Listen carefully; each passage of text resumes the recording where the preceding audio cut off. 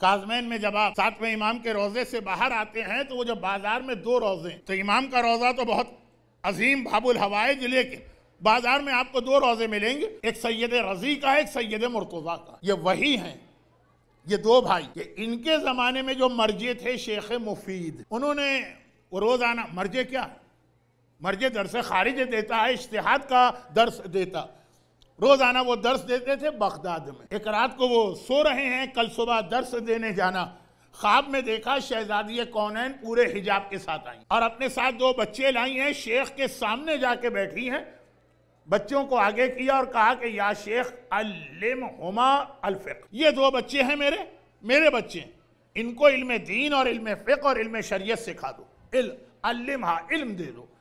शेख की आंख खुल गई, सर पीट लिया, ये मैंने क्या ख्वाब देखा, शहजादी आकर मुझसे कहें कि मेरे बच्चों को, बल्कि बाज़ उलमा ने लिखा कि हसन हुसैन मैं इनको तालीम दूंगा। जरूर मैंने कोई ऐसा गुरूर, तकब्बुर और घुमंड का जुमला कहा है कि शहजादी वार्न करने आई।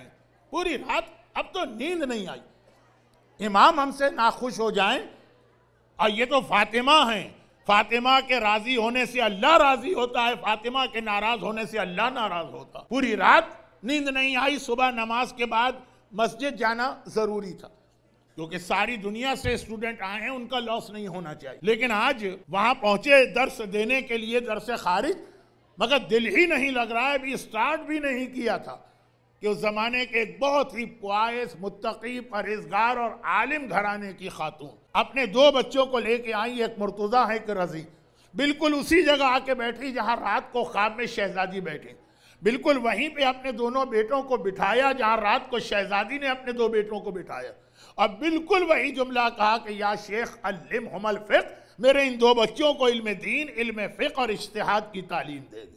अब शेख मुस्कुरा गए, अब समझ में आया कि शहजादी नाराज नहीं थी, इन बच्चों का रिकमेंडेशन मुझे दिया, चुनाचे इतनी मेहनत से पढ़ाया कि एक सैयद रजी बना।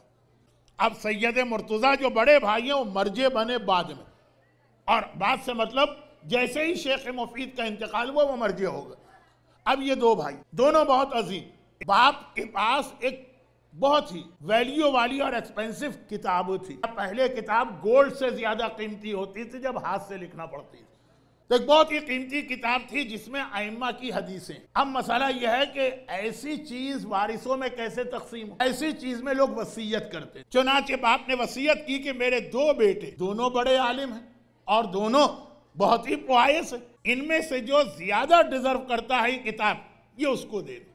अच्छा, किताब इतनी कीमती चीज है एक आलिम के, और स्पेशली पुराने जमाने में जब ओनली 1 कॉपी दुनिया में मौजूद, दोनों भाइयों ने कहा कि हम हर चीज में कंप्रोमाइज कर लेंगे, किताब हमको चाहिए। कहा जो अब झगड़ा गया माँ के पास, तो माँ भी बहुत समझदार, इतनी समझदार माँ, दीन को समझने वाली, कि वही काज़मैन में 7वें इमाम का रोजा है ना, सैयद मुर्तजा वहां नमाज जमात पढ़ाते हैं। छोटा भाई इल्म में भी कम है, एज में भी कम, रिश्ते में भी छोटा भाई, वो नमाज पढ़ते हैं। एक दिन ऐसा हुआ कि नमाज के बीच में सैयद रजी ने अपनी नमाज को कन्वर्ट कर दिया फ्रॉम जमात टू फुरादा की नियत कर ली। सैयद रजी ने कन्वर्ट किया और घर आ गए। जब बड़े भाई जमात खत्म करके लोगों से शेक हैंड करके बातें करके कुछ मसले लोगों को पूछना होते हैं इमाम से, घर आए तो माँ से कंप्लेन की कि अम्मा मैं नमाज जमात पढ़ा रहा था, मेरा भाई बीच में जमात को छोड़ दिया उसने और घर आ गया। माँ ने बुलाया, बेटा रजी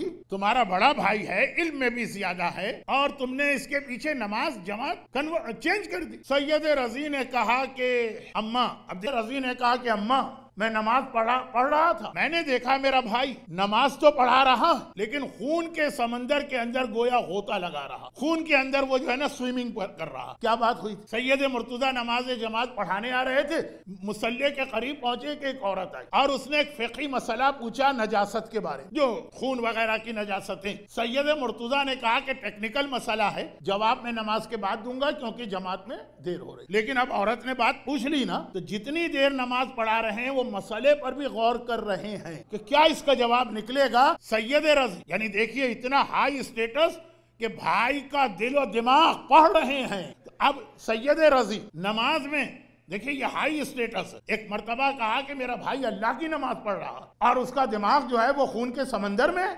इसलिए मैंने अपनी नमाज चेंज कर दी। माँ देखिए मुज्तहिद नहीं है, मर्जे नहीं है। अब देखिए माँ, उसने कहा बेटा रजी, तेरा भाई नमाज में एक मसला शरई पे गौर कर रहा, फिर भी वो हुक्म खुदा पे गौर कर रहा है ना कि ये हलाल है कि हराम, शरीयत में क्या कहा गया, शरीयत की बात पे सोच रहा है ना। नमाज अपने बारे में क्या ख्याल है? तुम नमाज पढ़ रहे थे कि अपने भाई का दिमाग चेक कर रहे थे? तुम्हारी नमाज तो उससे ज्यादा फर्ज। माँ ऐसी हो तब एक बेटा मर्जे बनता है, एक बेटा नहजुल बलागा जैसा गिफ्ट कयामत तक हमको दे के जाता। तुम्हारे बाप ने ये लिखा है कि जो ज्यादा डिजर्व करता। तो ऐ रजी बताओ कि तुम्हारा राइट इस किताब पे कैसे बने? एक बार सैयद रजी कहते हैं कि अम्मा ये किताब मेरी, मैंने जिंदगी में कभी कोई गुनाह नहीं किया। हमने कहा ना कि मासूम की मीनिंग हम लेते हैं जिसने गुनाह ना किया। अरे ये तो हमारे उलमा की खासियत है। जिंदगी में जब से मैंने होश संभाला है आज तक कोई गुनाह नहीं किया, ना बड़ा गुनाह ना छोटा गुनाह। तो ये हक मेरा।